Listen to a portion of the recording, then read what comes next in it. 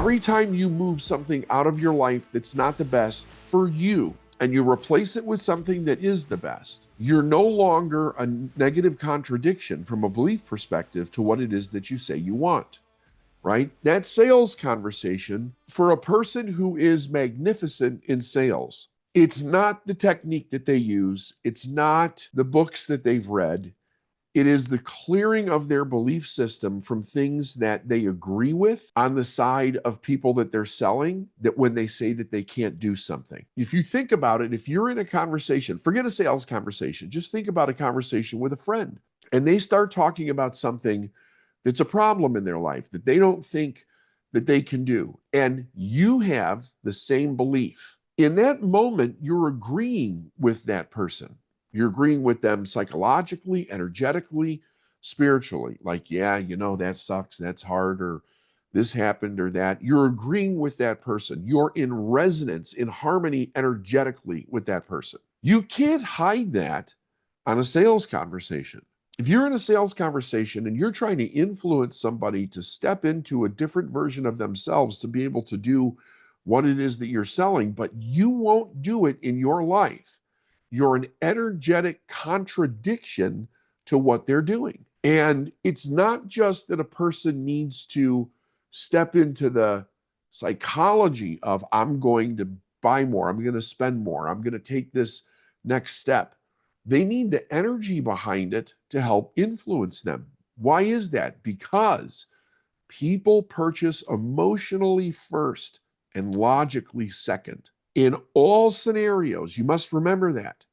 People purchase emotionally first. In other words, they're looking for the feeling, right? How many times have you said, this doesn't feel right, right? And then you don't do it because it doesn't feel right before you even look at the details. A matter of fact, it'll keep you from looking at the details. If you go into a situation, a buying situation for you, you're going to buy something, and the first thing that you feel, or somewhere through the process, it feels off to you. You may not know why it feels off, but you don't want to see anything after that because it doesn't feel right. What most people don't know is why it doesn't feel right. Yes, sometimes it has to do with their own inner integrity. They're doing something that they shouldn't be doing. But when they're actually going after something that they truly want, it's probably a reflection of the people that they're associating with, in that, which would be the salesperson in that moment. So they're not getting a good feeling. So their subconscious mind is triggering them, like, alert, something's wrong here. And it doesn't matter what anybody says, because you're just like, it doesn't feel right. You're not taking it in. You're not engaged in that transaction energetically. And that comes down to, for the salesperson, for you, it comes down to what you believe. So every time one of you steps up and moves through that and makes the sale, you're building that belief system, because that's what's behind everything. The more you understand that and begin to work on that basic principle, the more everything begins to change. If you read the scripture that says you can do anything or have anything that you want if you believeth, it doesn't say you could do everything that you want if you take 20 courses and study 50 books and, know 30 people. It says if you believe it. All the other stuff is secondary to the belief. And salespeople, great salespeople, are masters at transfer of belief because they're solid in what they believe. So it doesn't matter what the other person says or thinks. They don't transmit something negative to that person. They're a rock for what the truth is in their life as they actually believe it. You should get to the point where you wake up every day and you go, today is going to be a great day. You have no idea what's going to show up in your day. The only thing that you can control is you. So it doesn't matter what shows up. What matters is that you're highly directed in the direction of what you want to create. Now, let's say something shows up that you don't like, or, that triggers you or whatever. The first thing is, this is good. When your mind recognizes something that happens immediately as bad, that is a past program. That is not a conscious thought. That is a past program. If you look at it carefully, Usually it's based in lack of some kind. This person quit. That person said something. This person did something wrong, right? This, whatever. It's based in lack. Either something that you don't have or you perceive is going to go wrong. Now, what can you control in that moment? You can't control them, but you can control you. If I say in that moment, if I get just as triggered as anybody else, my mind goes to the, oh shit, right? But I stop myself and go, this is good. God is good all the time. I begin to change my focus based on what I believe, which is that there is something wonderful about this. Everything works together for your good. You don't need to know what it is up front, but you need to know that belief. You need to have that belief. You work on changing it instantly as it shows up. Instantly, instantly, instantly, instantly. Change it, change it, change it, change it. And that's what keeps you from going in those huge down cycles that people get all the time with the money. Now, then you take that idea, right? I'm going to change it no matter what it is. I don't care how bad it is. I'm going to change it. There's something great about this. Now, if you take that along with the idea of I'm going to work on raising my level of consciousness with everything that I do in my life, I'm going to treat myself well. I'm going to buy the things that I want. I'm going to pay my bill on time. So that's an intention, right? You set that intention, and then the idea is you don't tolerate less. Because people frequently say, well, where does this break down? It breaks down when you come face to face with the toleration.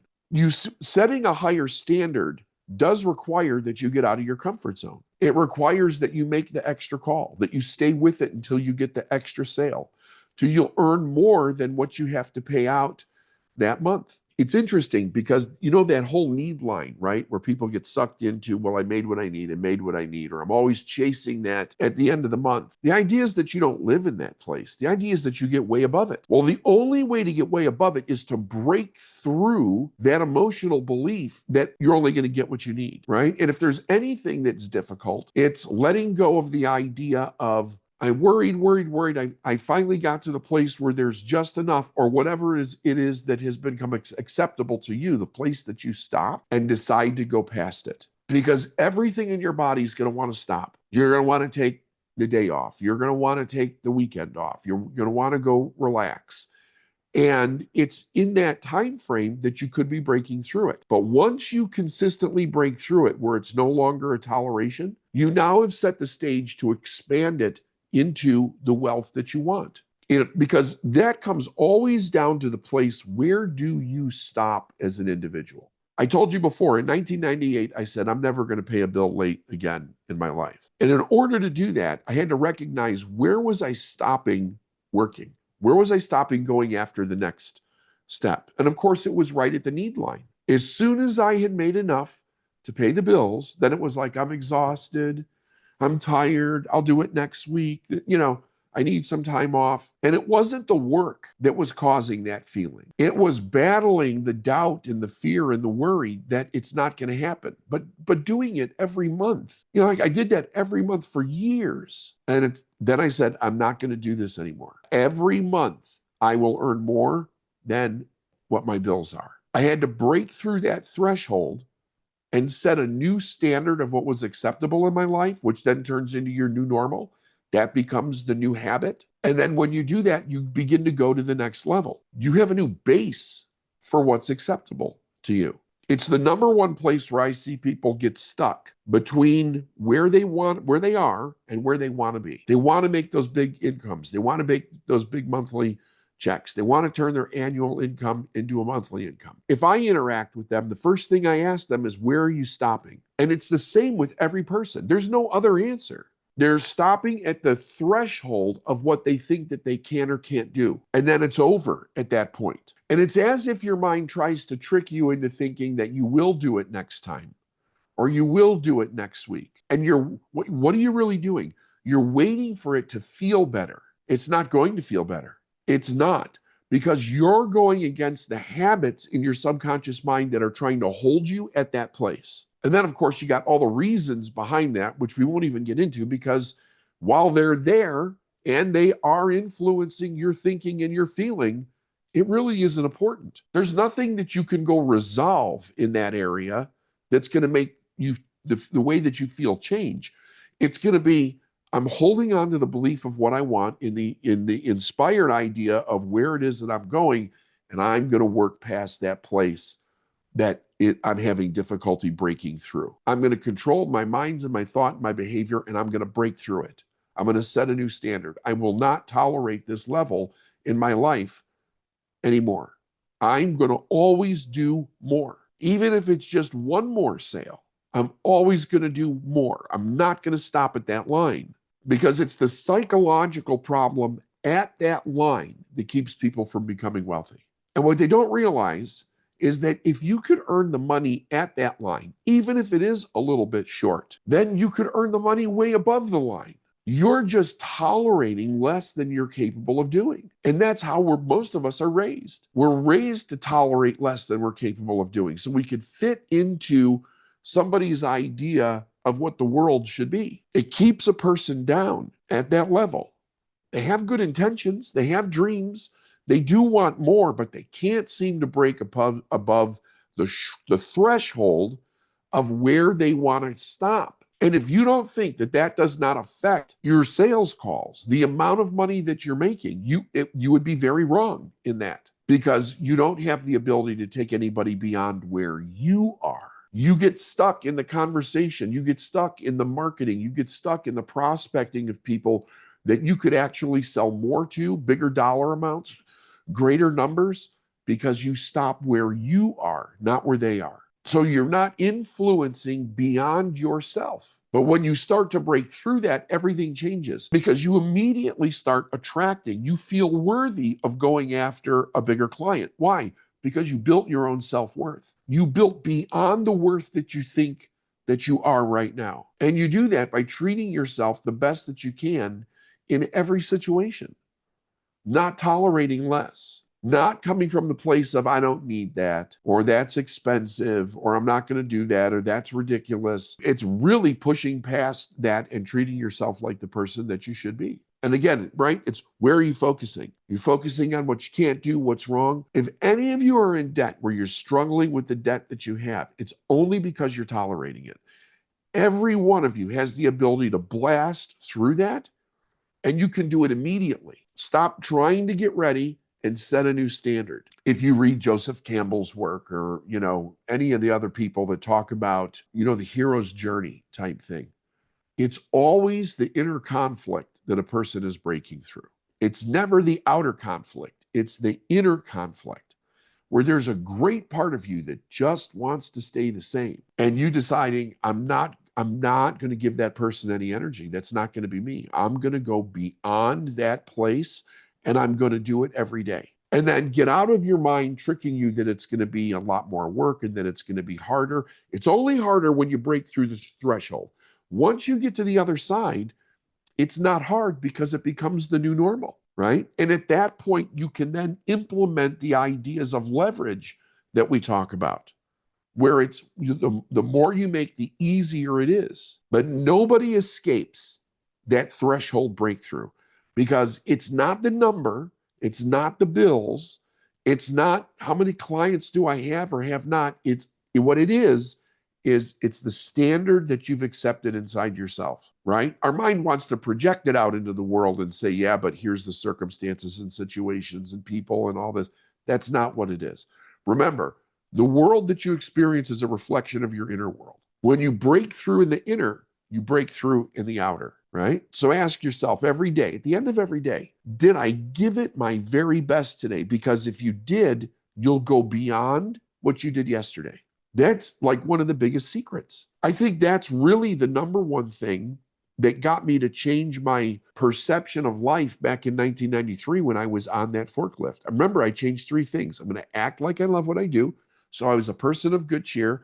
I'm going to give my best to everything, which I had no idea what that meant. But I quickly found out, because every time I would do something, I would step back and go, is that my best? And if it wasn't, I would go do it again, regardless, because I was going to keep my word that I did that. And I was going to treat people with total respect. But the best thing got me to see beyond whatever limitation I was creating in my mind about why I was doing shitty work in the moment. Because it's just an excuse, right? I don't feel like it. I'm tired.